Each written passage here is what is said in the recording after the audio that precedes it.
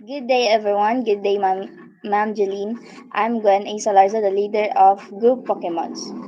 So, my members is first is Christy Lapore, next is Mark Anthony Valliar, John Ray Magalso, and Christopher Polinar.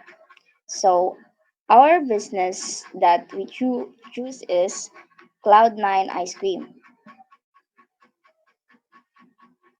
So, Mr. So, what is Cloud9 Ice Cream? Cloud9 Ice Cream is an online subscription based ice cream delivery service.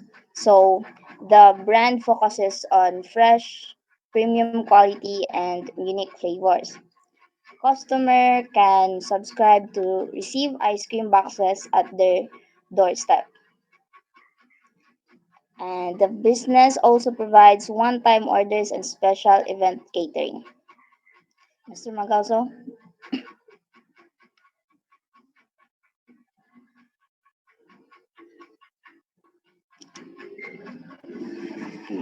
So this is the business model canvas of our business.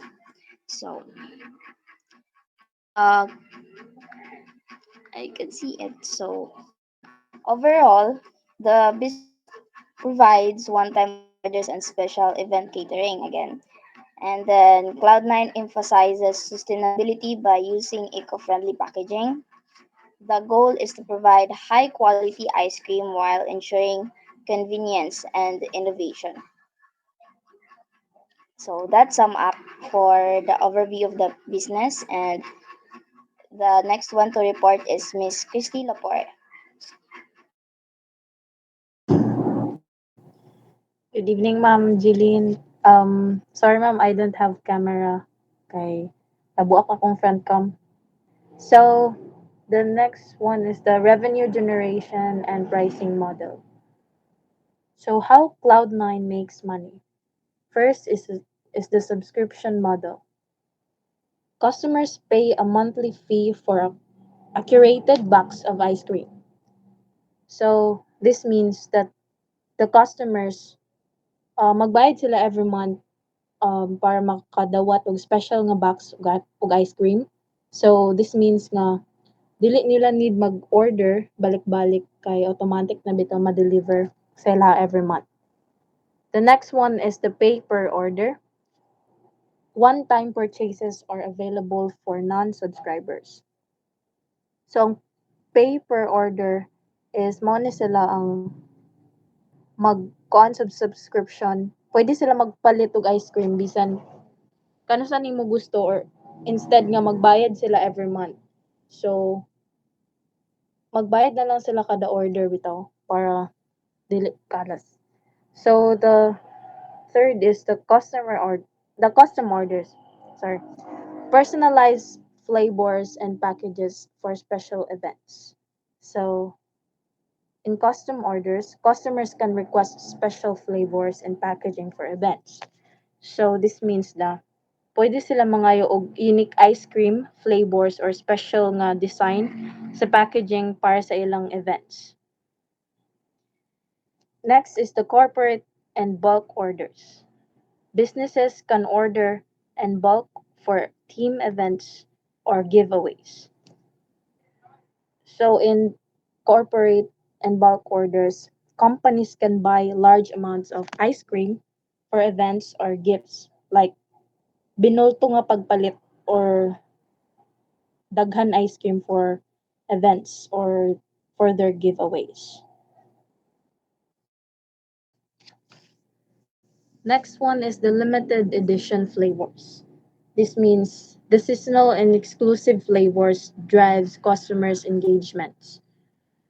So, meaning the limited edition flavors, are available for short period of time to attract customers. So this means that um, na yung mga flavors ng exclusive wrap sa short time and limited lang po siya sa mga pila ka adlaw. And the lastly is the merchandise sales. With merchandise sales, the company sells items like tote bags, ice cream, scoops to make money. Or pwede pud sila magbaligya og mga branded nga mga items for additional income. So that's all. Proceed to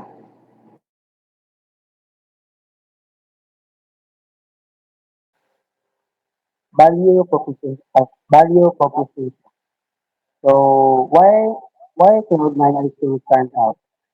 So problem solved. People struggle find high quality, fresh and unique ice cream flavor. So dili mo problema ang tao nga mangita mga ice cream nga unique o mga high quality nga ice cream. So it it convenience ice cream is so as convenient. Ice cream is delivered straight to customer home. So di na kailangan mo adto mga ice cream store, pwede na i-deliver. Premium quality. So it's specially made small batch production ensure top quality and health conscious option. So offers vegan, low sugar and organic ingredients and sustainability. It use eco-friendly packaging to reduce environmental impact and exclusive experience. So, mag-subscription model provides access to limited edition flavors. So, hindi ka magpalit na flavor na imo lang gusto mo. So, Competitive advantage. So what makes this brand better than competitors? So these are freshness. Unlike store broth brands, Cloud9 offers freshly made ice cream. Then there are unique flavors too, so customer get access to exclusive and seasonal flavors. So there are also a flexible subscription model, so customer can pause, modify, or cancel their subscriptions. Then also these are an eco-friendly, so the business uses biodegradable packaging to appeal to sustainability consciousness consumers. Then it also a customer centric approach, so it personalized recommendations based on customer preferences. Then next. Communicating competitive advantage and conclusions. So, how can Cloud9 markets itself and final thoughts? So, one is marketing strategy. Engages customers through social media, influencer partnerships and targeted ads. Another one is brand identity. Cloud9 positions itself as a premium, sustainable, and innovative brand. Third one is customer engagement. It offers loyalty programs, referral bonuses, and special promotions. So, Cloud9 ice cream is not just a product but an experience. It focuses on quality, sustainability, and customer convenience sets it apart. The business model ensures continuous revenue through subscriptions while offering flexibilities for customers.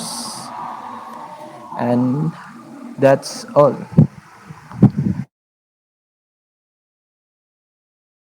So that's all for our report, Ma'am Jeline. So again, we are the group Pokemons. I'm Gwen A. Salarza. Next is Cristila Pore, Mark Anthony Vallar, John Ray Magalso, and Christopher Polinar. So thank you, thank Ma'am you.